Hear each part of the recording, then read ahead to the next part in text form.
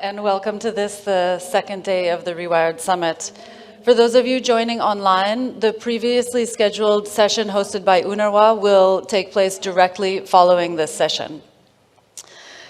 The session this morning is hosted by the Accelerated Education Working Group, which is led by UNHCR.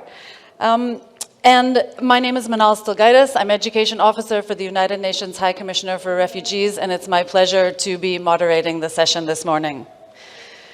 The COVID-19 pandemic, which at its peak left 1.6 billion children and youth out of school, meant that the world needed to rapidly scale up options to reach all learners and get children and youth back to school as quickly as possible.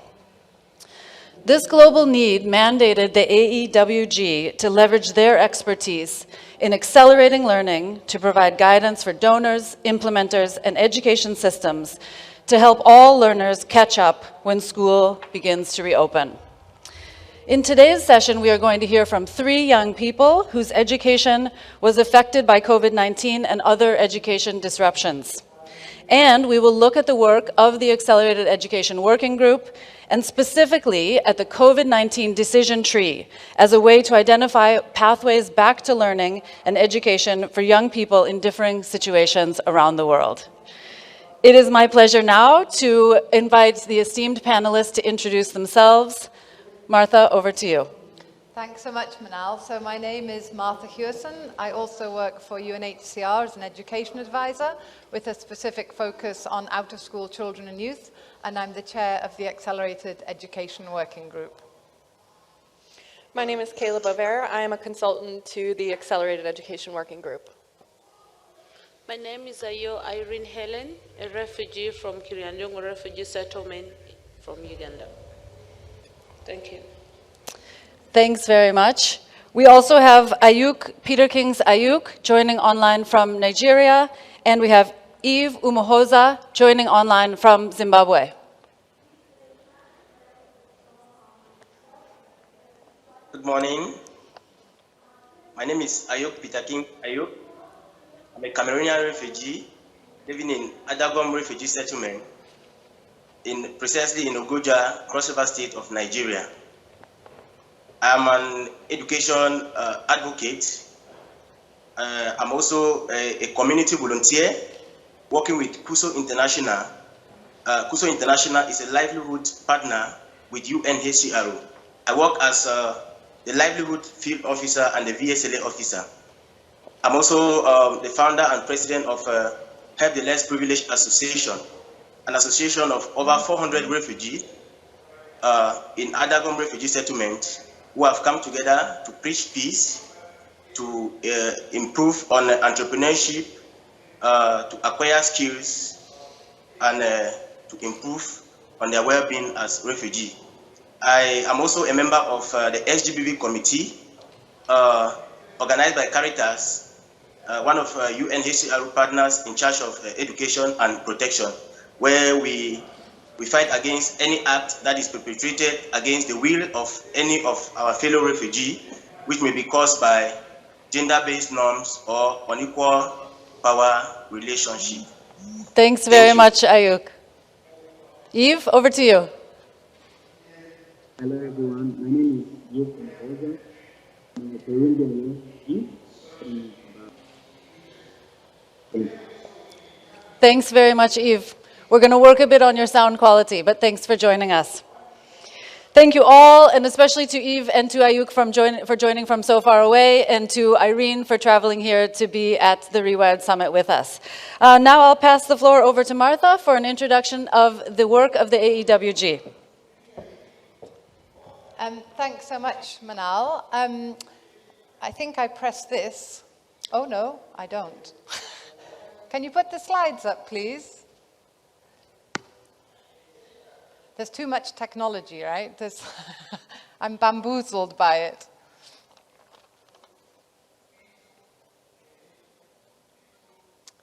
Can we have the slides, please?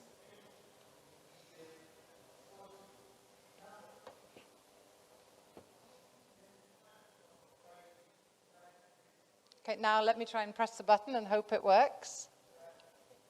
Oh, I wait. Okay, I'm very impatient. Sorry. Aha, great. Okay, so welcome to this panel. So this panel is hosted by the Accelerated Education Working Group. And the Accelerated Education Working Group is an interagency working group made up of members supporting and/or funding accelerated education programs. The initiative was begun in 2016 as a response to the proliferation of accelerated education programs globally, which looked really different from country to country, but also within a country. Accelerated education programs looked very different in terms of model, in terms of implementation. And there was really a scarcity of any kind of guidance, standard, or indicators for what effective accelerated education provision looked like.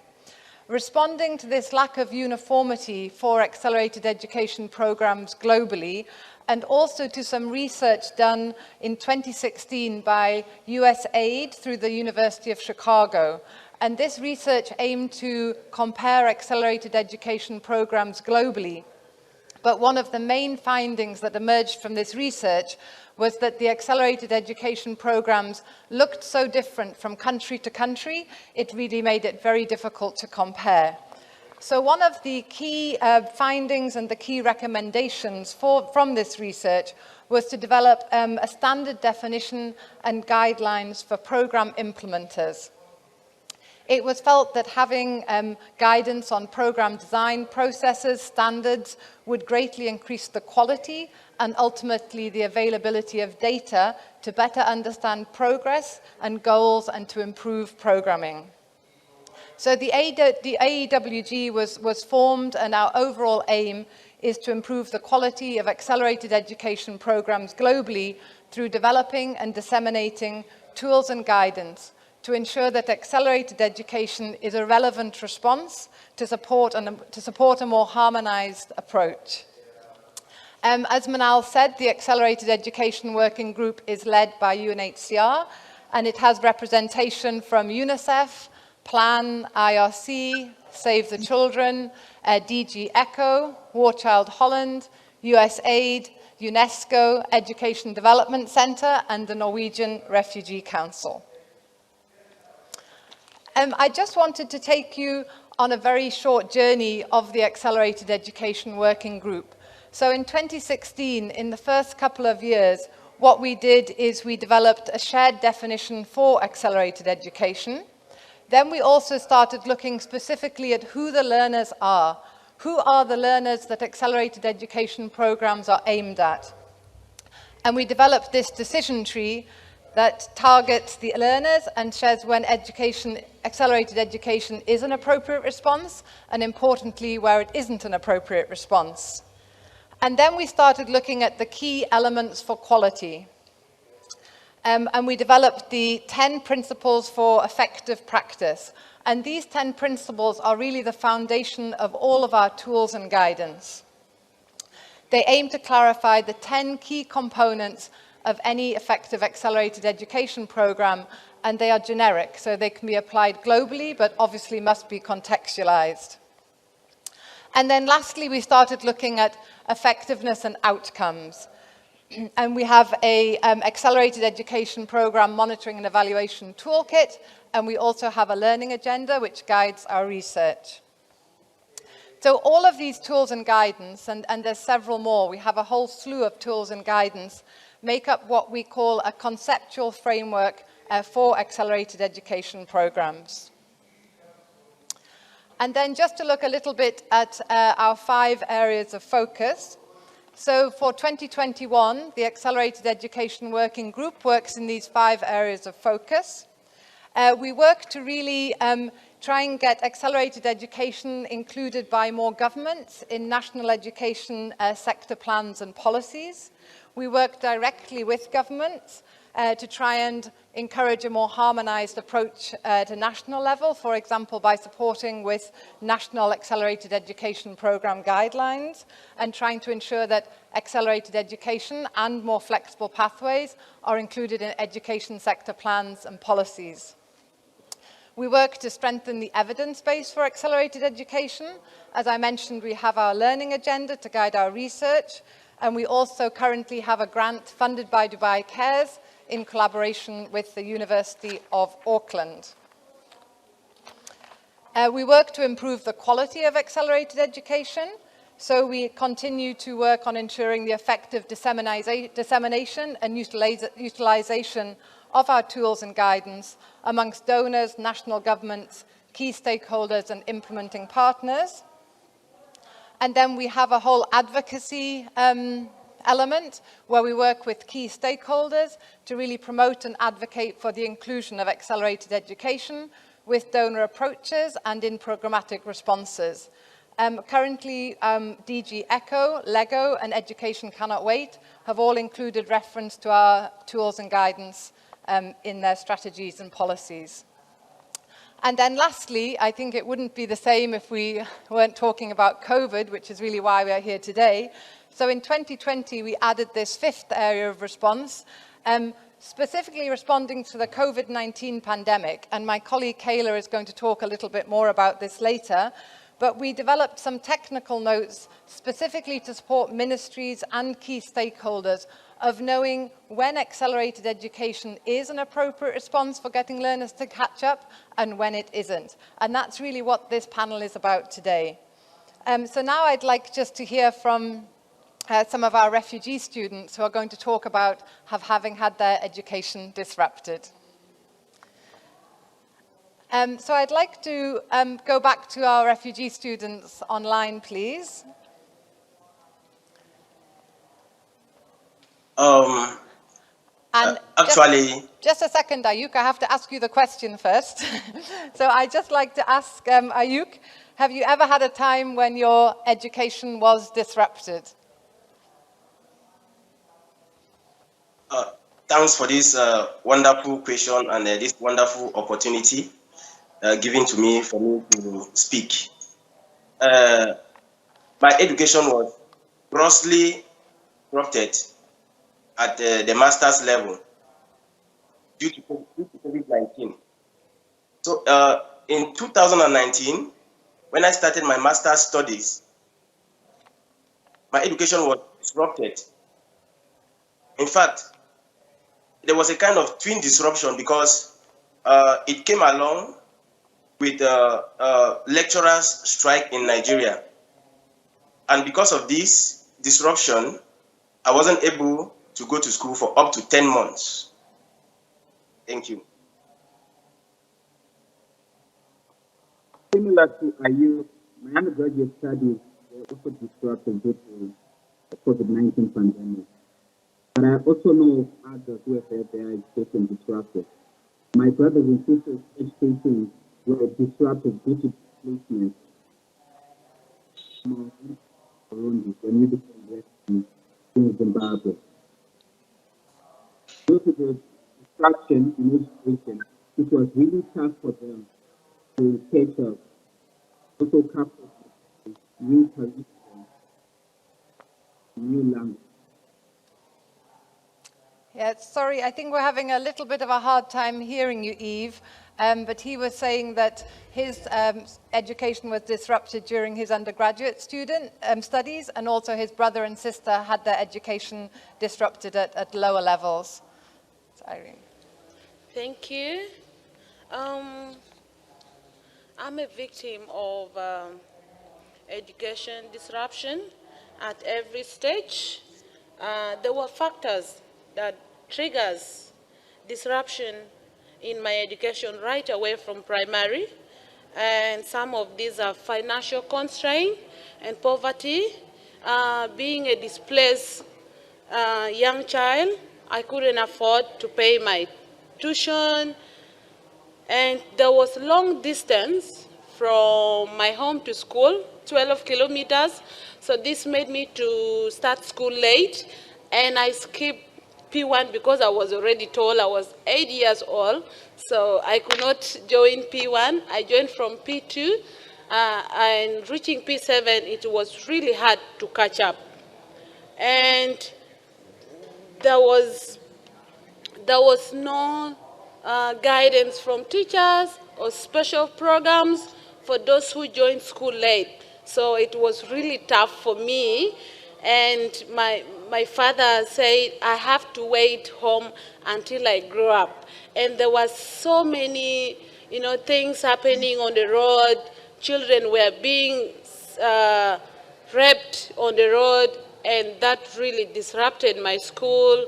And at lower secondary level, I studied well, but I couldn't finish still due to financial constraint. So that really disrupted my school. Yeah, thank you, Irene. And now I'd like to go back to Eve online, and I'd like to ask you, Eve, what are some of the strengths, the assets or supports that really helped your education during that time? If we can have the students up for the whole question and answer, please. For my brother and sister, supportive teachers who understood their situation and gave them more attention and additional lessons to enable them to catch up really helped. Having strength of character and also being a refugee compelled them to work hard. And they also had solid parental support.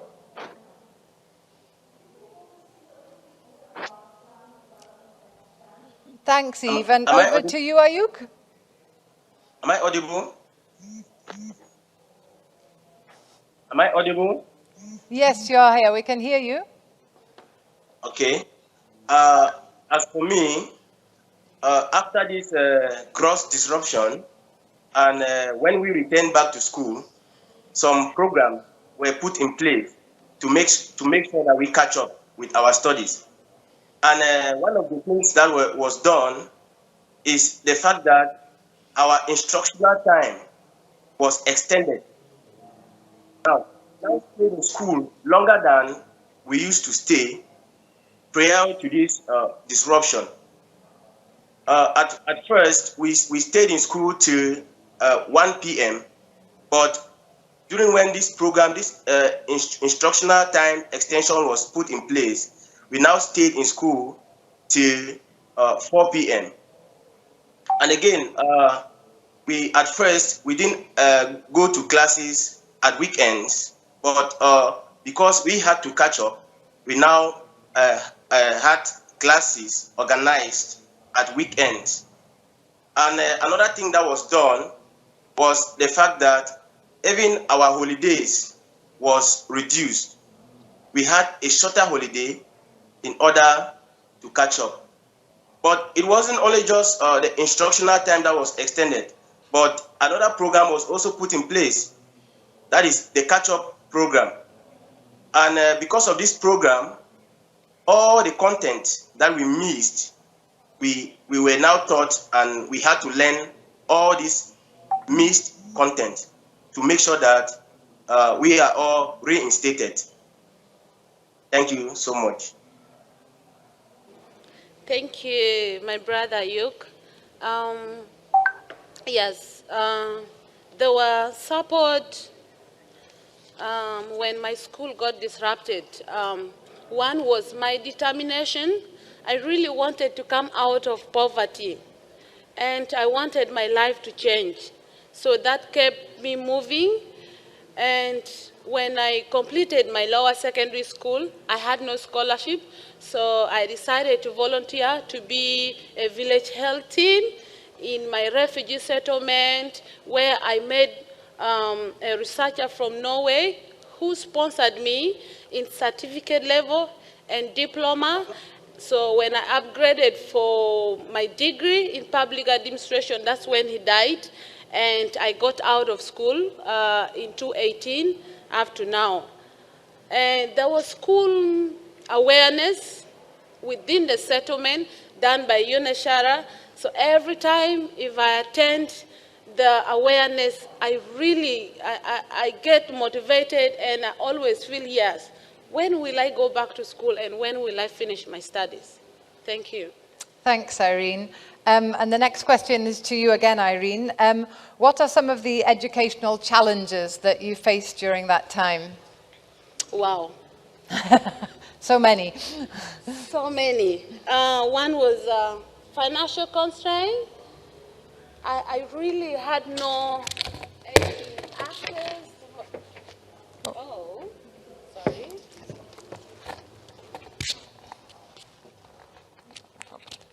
You just talk. This is Keep talking. This is questions that really touch me, and I think that's why the mic somehow fell off. I had I had financial challenges. No one was there to support me, and yet I wanted to get back to school, and I had no support from teachers. I hope I would have special programs for me since I joined school late, but there was no programs like that in my school, and there were limited scholarship opportunities in my settlement, and that's why I'm still staying home up to now. If there was one, I would have joined university and complete my studies. I also had challenges with language. In South Sudan, we use Arabic. So in Uganda, it was that tough. Every time you get in class, there are some words you understand, some words you don't understand. And this made me to perform somehow poor in my primary. And I thank God with special programs in a community that sometime I attend, that now somehow I speak fair, right? Yes. Brilliant. Thank you. Yeah. And now over to you, Eve. Thank you, Irene. Thank you, Irene. In trying to adjust the new curriculum and learning a new language, we had to learn English and Shona, whilst at home we spoke French and Kirundi. And also, there's an issue of engaging with other students. It can be really hard. Even now at university, there has been a lack of communication and information sharing between national students and refugee students. It can be very difficult to relate. Often I don't tell people about my refugee status for the fear of discrimination. Thank you. Thank you so much for that presentation. Being forcefully displaced from your own country to a host country entails a lot and a lot of difficulties. In fact, as Cameroonian refugees in Nigeria, I know some of the issues we face are the issues of documentation. Now, the system of education in Nigeria, there is price discrimination when it comes to school fees. As national pay enough amounts of school as compared to foreign students. So, because of integration and inclusion, the Nigerian government has made it possible in such a way that Cameroonian are now considered as national to the extent that they pay the same amount of school fees just as the citizens in Nigeria. But it has to come with proof that you are a refugee. Now, for refugees who are not documented, refugees who are not registered, hence they can't show a proof of as refugees that will grant them that possibility to pay the fee as national. So in that case, they intend a higher school fees, just as and another problem with documentation is the fact that limited so many Cameroonian refugees living in Nigeria from getting some advantages, especially when it comes to scholarship. When they say there's a scholarship for refugees, you have to come along with a kind of documentation. They will ask you for your registration number and all those things. So these particular refugees who are not documented don't have not been enjoying this particular advantage. And another problem that is being faced by Cameroonian refugees living in Nigeria is the problem of not recognition of credentials.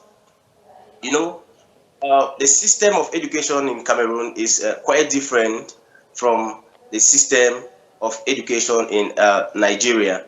You know, as Nigerians are not really familiar with the advanced level certificate from Cameroon. So because of this, there is some kind of conflict. You know, schools do not recognize these certificates from Cameroonian refugees. Yeah, thank you so much, Ayuk. And then I have my last question, and I think you already answered me, Ayuk. So maybe I'll just move directly to Irene, talking about what would you really like individuals working in education policy, regulation, ministries of education, etc., to know to really be able to support learners in your situation better. So I'll just hand it over to Irene. Thank you so much. There are several things that partners working in education sector supporting refugees can do to support us. One thing is we need a listening ear. If university can admit me, because as I speak, I got admitted in several universities within Uganda, but if I apply for scholarships, they say we need somebody from advanced level. Nobody understand me, and nobody feel like this lady need to go back to school. So we need listening ears to understand our situation. Having refugees on the table when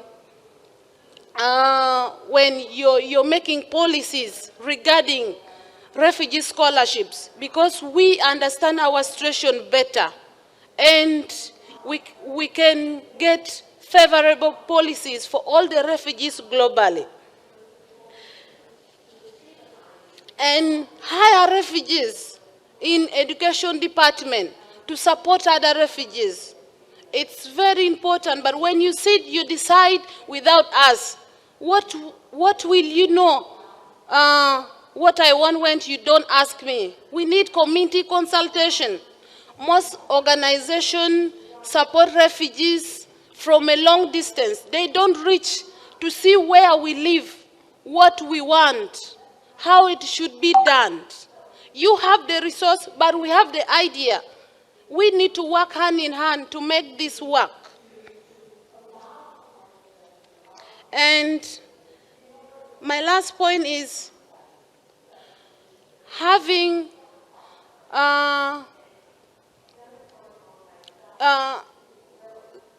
students' loan. We don't have this in Uganda. If my school is disrupted, can I have a policy that can support me so that university can give me opportunity to continue with my studies, and I pay later when I'm done with my studies if I happen to get job anyway, which is the probabilities I have. And I feel those, okay. Thanks, Irene. And maybe to Eve for the last answer. Yeah, in addition to what Irene has just said, I think there's need for awareness raising. When I was looking for my undergraduate studies, I encountered a challenge in that when I presented to the institution my temporary permit and refugee status, they could not understand what they were, even though I had the right qualification. So I think that there needs to be a change in policy so that institutions in a country recognize qualifications and are aware of refugee status and what it means. So I'll hand back over to Manal. Thank you so much. Great. Thanks, everyone, for those very concrete illustrations of how challenging education can be in these contexts and how very, very many ways education can be disrupted at all levels. We especially appreciate hearing how you've all devised ways to progress despite the challenges and to overcome some of the hurdles. Also, just to reflect that because both Eve and Ayuk are joining remotely, we can see just how challenging continuation of learning during COVID was when you're trying to join via mobile, poor or lacking connectivity, etc. So thanks again for those reflections. Now, Kayla will introduce and explain the COVID-19 decision tree that was developed by the AEWG. And Kayla, the floor is yours. Thank you, Manal. And can I please, yes, excellent, thank you. Great, so as Manal had sort of connected for us before, we know that 1.6 billion children and youth had been left out of school due to the COVID-19 pandemic. So as the Accelerated Education Working Group with experience in accelerating the process of acquiring literacy, numeracy, life skills, we thought that it was our duty to sort of provide tools and guidance for supporting education stakeholders to make decisions around what types of education responses are appropriate to meet the needs of those who are returning to learning during and after COVID. So the first tool, which you can see pictured here, we developed a COVID-19 Pathways for the Return to Learning decision tree and brief. And the purpose of this tool is to help decision makers in education to consider the needs of the children and youth who are left out of school due to COVID, but also other education disruptions, to think about what is it that they're going to need in order to be able to catch up, get back on track, and continue their education. Other tools we've developed, which I have here just to briefly show you, we developed some catch-up principles for catch-up programs, which are a bit different from accelerated education programs. I'll share just a bit more on that in a second. And we also, as Martha's holding up, 10 principles for, we have, yes, guidance on condensing a curriculum. Thank you. So we developed support and guidance for ministries of education and other stakeholders who are condensing the curriculum to help learners acquire the competencies in a shorter period of time. So as you see on the decision tree here, which is what we're going to focus on, and there's also a copy on your tables, which you're welcome to take. We also have copies in Arabic, which my colleague Emma can hand out as needed. The decision tree first asks you to think about, with the learners that you are working with, which type of education program were they in prior to the COVID-19 disruption. So it might be formal education, it might be a non-formal or alternative education option. And then it asks you to reflect a little bit on how much education those learners have missed. So it's somewhat vague and open to interpretation, and that is intentional. So if they've missed, many, many years of schooling, the appropriate option might be an accelerated education program for them. If they've missed shorter amounts of schooling, such as 3 to 12 months, perhaps a catch-up program is useful. If they've missed not so much schooling, you might be able to extend instructional time, such as our colleague Ayuk had described, maybe, going back to school over the holidays. It provides a bit of guidance, but then it also refers you to our other tools and guidance to understand a bit more about those education programs. But the two that it really focuses on are accelerated education programs and catch-up programs. So in the catch-up principles, as well as some of the earlier tools and guidance with which Martha had described, we really tried to describe the different types of programs that might be supportive for learners who have missed out on certain amounts of education. So accelerated education programs, they target a specific learner profile. There are those who are over age and out of school. They have missed out usually on 2 or more years of education, or they might not have ever begun. And the purpose of accelerated education programs is to help those learners complete the primary curriculum and then transition back into formal education or another type of training. Catch-up programs, which we think are a more appropriate response to COVID-19 for many learners, is really directed towards learners who were out of school for a shorter period of time. They were previously attending an education program. They were largely of the correct age when their education was disrupted. And the purpose of those programs is then to help them recover the learning that was lost when they were, out of school. And for COVID-19, we know that might be anywhere from weeks to months to years. We know that some learners, have been in school and then schools closed again, and then, schools opened, and, others are going back for 2 days per week, and so that sort of disruption is compiling. So the purpose really is then to recover the lost learning that they've missed while schools have been closed in order to go back into the same education program. So again, you'll see on your table the decision tree if you'd like to refer to it a little bit further. We encourage you to think about the learners that you're working with, walk through the decision tree, but it's really, really difficult to provide such tools and guidance just because there is such unique situations between different learners. So really the tool is designed to sort of start the thinking about it and working with your colleagues to figure out what's the best solution for the learners that you're working with. So back to Manal. Thank you very much. Great. Thanks so much, Kayla. Now, I know we're coming in on the end of the session, and we wanted to, of course, encourage you to pick up and use and reflect on how the young people that you work with might have experienced their journey of disrupted education, and how the COVID-19 decision tree makes you think about their journey and their pathway back to learning. I know that Kayla and Martha had a few additional points that they might want to raise about the work of the AEWG or the response to the COVID pandemic itself. So if I could hand back to either of you for additional reflections. Thanks, Manal. I think I was a teacher by profession, so I always feel like I have to stand up when I'm talking.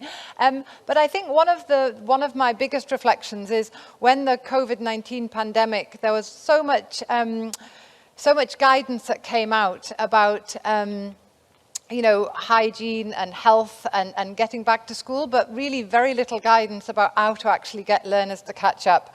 And the Accelerated Education Working Group was inundated with requests because many stakeholders, many governments came to us saying that, students have been out of school, they're going back to school, we need an accelerated education program in order for them to catch up. And I think, as Kayla has described, an accelerated education program is very specific in the kind of learners it should target. And it's for those learners who were either never in school or have been out for school for 2 years or more. It's for overage students, and this element of overage is really important.